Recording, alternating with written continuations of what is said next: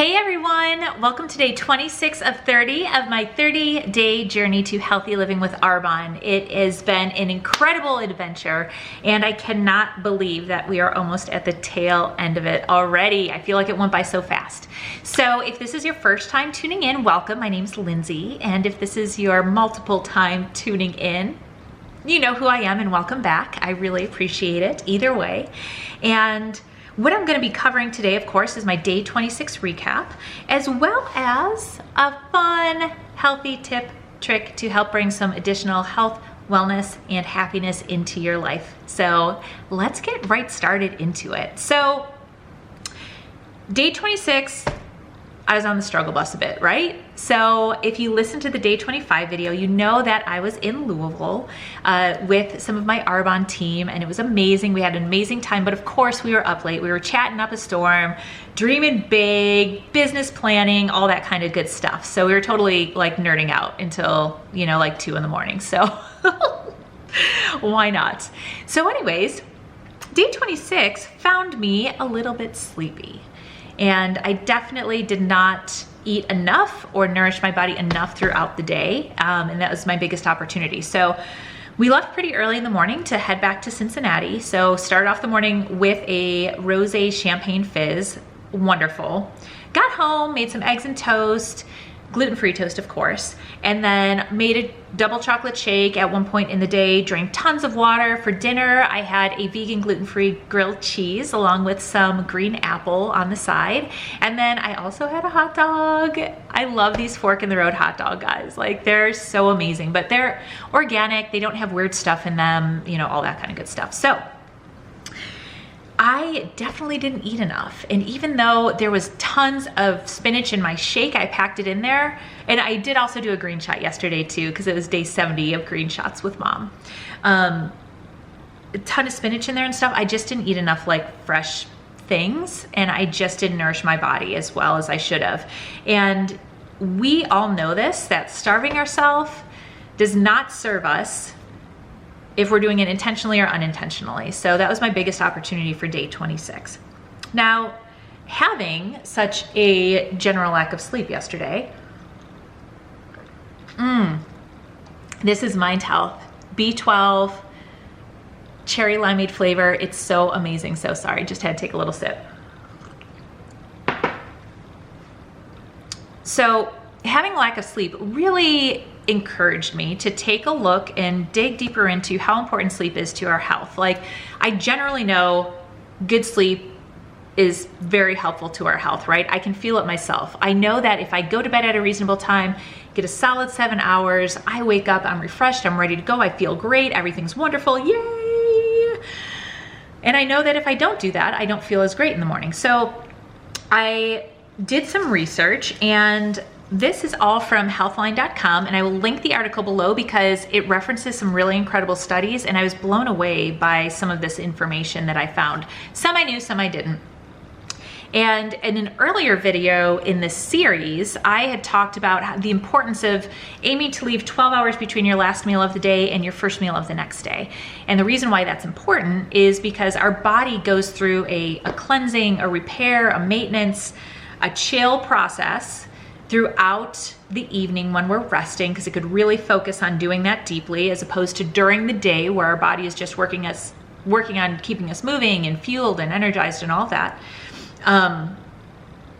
It takes about 12 hours from start to finish to do that. So that's why we're supposed to leave 12 hours between our last meal and our first meal while we rest. What I thought was really interesting that I found out is there were numerous studies done that people with poor sleep, and we're talking about US adults with poor sleep are 55% more likely to be obese. And that was really fascinating to me, but it makes sense as I continued kind of like going down the rabbit hole of research. So let me share the rest of this for you, or with you. So sleep deprivation disrupts our daily function in hormones in general, and also very much our appetite hormones, right? So if we consider that in coordinates with the first fact that I gave you, it all makes sense, right? So if we're not sleeping enough during the day, our hormones are all off, our appetite hormones are all off, so we're either eating more than maybe we should, or not really in a good place to like functionally think about where our body is at nutrition wise in that day.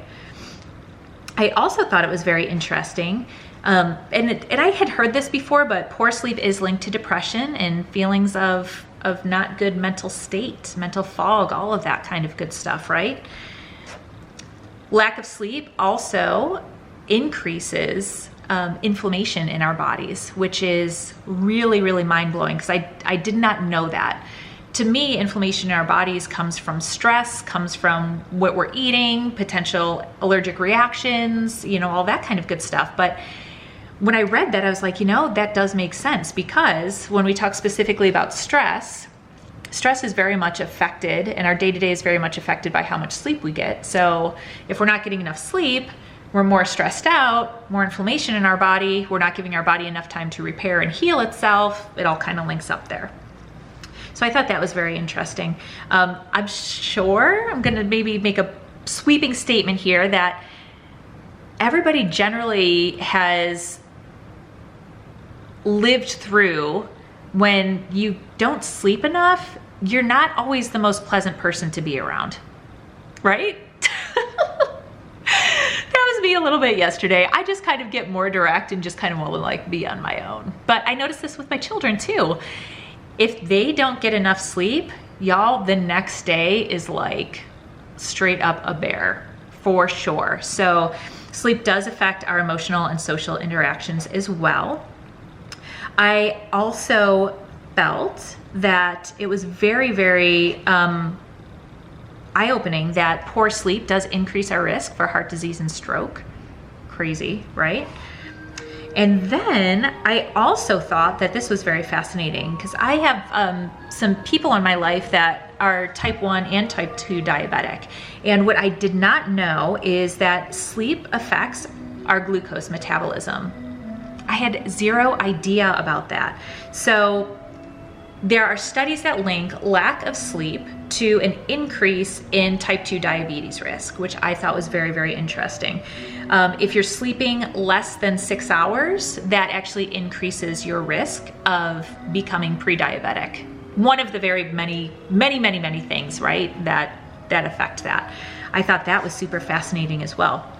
Now, on the flip side of things, right, good sleep increases our immune function, right? Because again, it's linked back to that like 12-hour, like leave 12 hour between your last meal and your first meal of the day.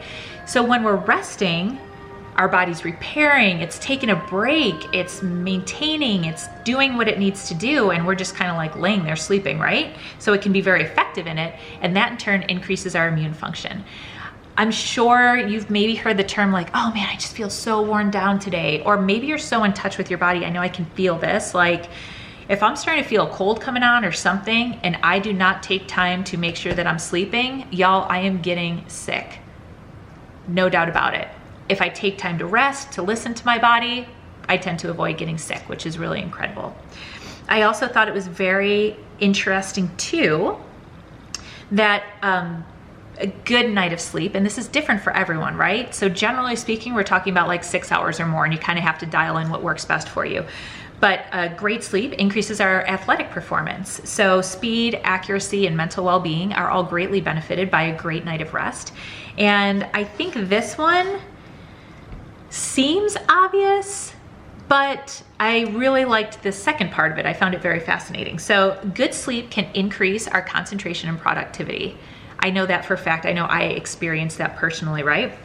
Lack of sleep can actually decrease our brain function in a similar degree as alcohol intoxication. So I thought that was just super fascinating. So I want to share these with you and encourage you as kind of like the action item for consideration today is take a look at your sleep and how are you going to sleep?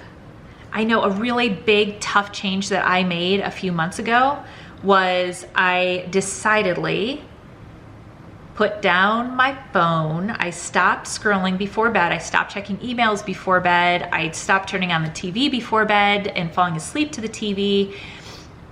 And I read a book. I read a book about, I don't know, it usually takes me about 20 minutes or a half hour before I fall asleep, but I really look forward to that ritual in the evening, you know, where I'm just like get snuggled in bed, you're all comfy, you got your water, you went potty so you don't have to get up, and you're just like reading a book. And I've really fallen in love with reading books that like nourish my soul. So I've been very much into leadership books and faith books and personal development books and things that I can just go to bed, you know, feeling a great warm fuzzy too. So that is it for today, guys. Take a look at your sleep and see if you're a nighttime scroller, see what happens if you commit to just like 2 weeks, 1 week, 2 weeks, few days of not going to bed scrolling. See how that helps you get a deeper, more restful sleep. And on that note, guys, we'll see you on day 27. I can't believe it, like 30 days left. This is insane. Everybody have a great day. Cheers, y'all.